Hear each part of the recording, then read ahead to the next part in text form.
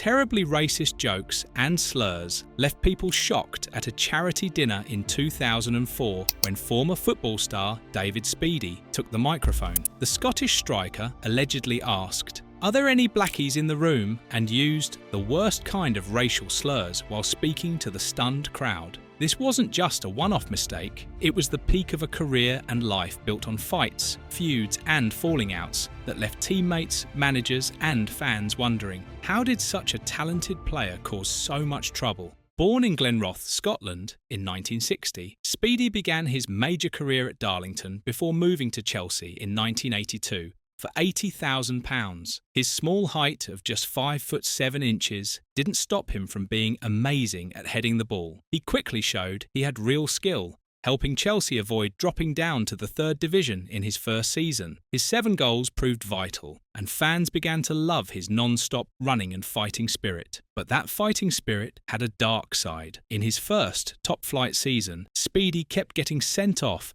and banned. During a Milk Cup match against Sunderland, he saw red. Later, he got another red card for elbowing an opponent during a match with Queen's Park Rangers. Even his relationship with strike partner Kerry Dixon was rocky. They had famous fistfights despite playing together. This mix of goals and trouble made Speedie both loved and feared. Still, his talent couldn't be denied. He formed a deadly partnership with Dixon and Pat Nevin, becoming Chelsea Player of the Year in 1985. At Wembley in 1986, he scored 3 goals against Manchester City to win the full Members' Cup. But soon after this high point, problems with manager John Hollins saw him dropped to the reserves. Always one to fight back, Speedie demanded to leave, despite having 3 years left on his deal. In July 1987, he moved to Coventry City for £750,000. His career continued its strange mix of brilliance and battles. By January 1991, he joined Liverpool for £675,000, becoming Kenny Dalglish's final signing before the manager suddenly quit. Speedie started brilliantly at Anfield,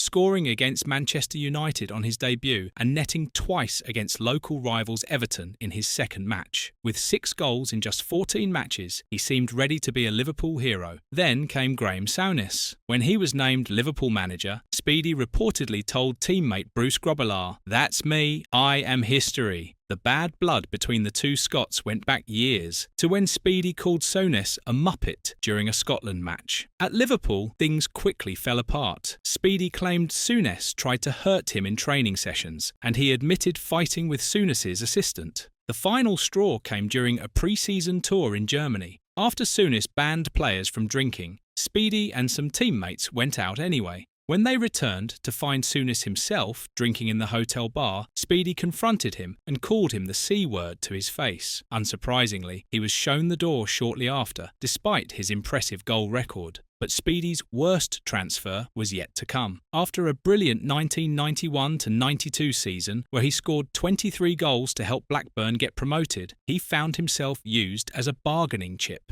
When Blackburn wanted to sign Alan Shearer from Southampton, Speedie was forced to move the other way as part of the deal. He hated the idea, later calling it the biggest mistake of my career. The Southampton move was a complete disaster from the start. By his own words, he went there with a negative attitude and quickly fell out with teammates. He grabbed Glenn Cockerell by the throat and pinned him against a wall. He got into a fight with Terry Hurlock. His performances were awful. He played 12 games for Southampton without scoring a single goal. The contrast with his 23 goals the previous season couldn't have been starker. Speedie's list of fights seemed endless. When Alex Ferguson only offered him a standby place for Scotland's 1986 World Cup squad, Speedie told him to stick it. He nearly came to blows with fellow Scotland player Gordon Strachan in the dressing room after a match. Referees knew him well for constant arguments, and even in his later non-league days at Crawley Town, he was sent off for reacting angrily after being fouled. The 2004 charity dinner incident at the Blackwell Grange Hotel in Darlington brought his controversial nature back into the spotlight. According to Steve Rose, who was chief executive of the Darlington Partnership and present at the event, Speedie openly supported comments made by Ron Atkinson, who had recently resigned from ITV after using racist language about Marcel Desailly. Rose claimed Speedie repeatedly used racial slurs in his speech and disregarded black staff members present silent when he asked if there were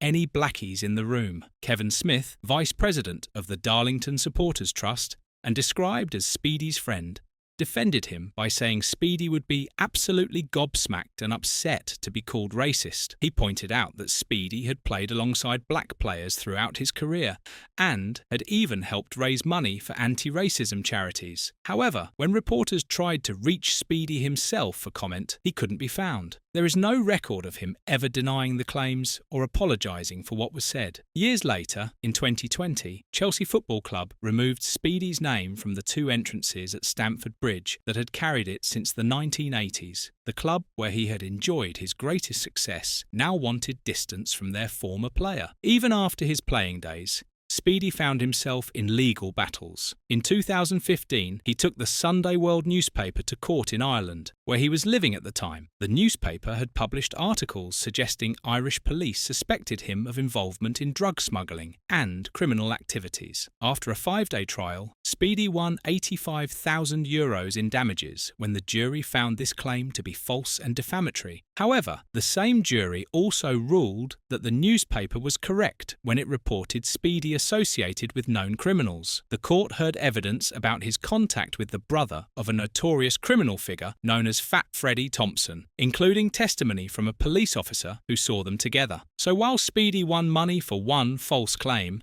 the court confirmed he did keep company with gangland figures. This pattern followed Speedie throughout his life. Partial victories mixed with confirmed troubles, talent overshadowed by temper, and brilliance undermined by battles. His football stats show a genuinely talented striker, strong seasons at Chelsea, an impressive scoring rate at Liverpool, and 23 goals to help Blackburn win promotion. But these achievements always came with asterisks: the fights with teammates, the confrontations with managers, the red cards, and, eventually, the alleged racist comments. From his earliest days at Chelsea to his brief spell at Liverpool, from his disaster at Southampton to his post-career controversies, David Speedie's story is one of wasted potential. His header against Manchester United on his Liverpool debut showed what he could do, but his confrontation with Graham Souness in that German hotel bar showed who he really was. When Chelsea removed his name from their stadium in 2020, it seemed to confirm what many had long believed, that Speedie's controversies had finally outweighed his contributions. The court case in Ireland painted a similar picture: partial vindication alongside confirmed associations with questionable characters. Looking back at David Speedie's career now, it's hard not to wonder what might have been if his temper had matched his talent. A gifted striker whose heading ability defied his small stature, he could have been remembered purely for his football. Instead, his legacy remains a complicated mix of goals and grievances, brilliance and battles. David Speedie's story is one of the wildest rides in football, a tale of incredible skill that kept being undermined by an inability to stay out of trouble. But what do you think? Was he a talent wasted by his own temper, or just a misunderstood character who played with passion? Let us know in the comments below, and don't forget to like and subscribe for more stories about football's most controversial figures.